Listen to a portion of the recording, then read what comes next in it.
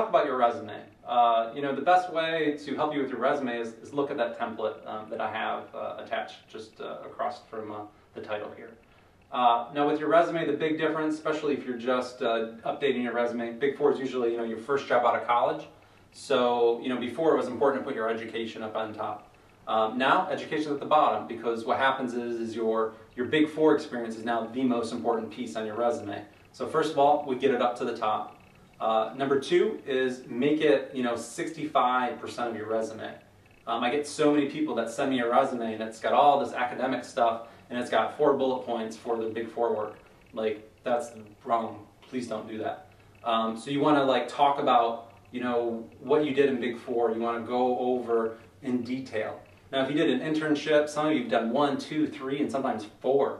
And what you'll do is you'll have the internships, and then you'll have 2, 3 bullet points. But when you do that, it takes up so much of the resume. An internship's not important anymore. Your Big Four is.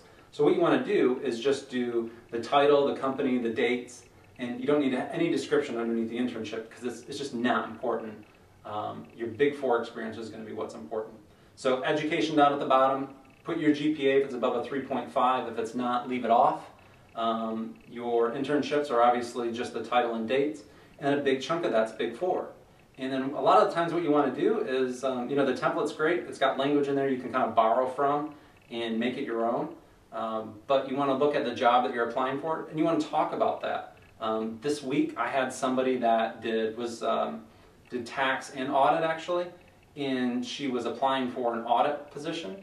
And I would say at least 60% of that was tax that she was talking about. So you don't want to go there. If it's a financial analyst role, talk about the reporting, the ad hoc reports and stuff that you did in Big Four. If it's audit, talk all about audit.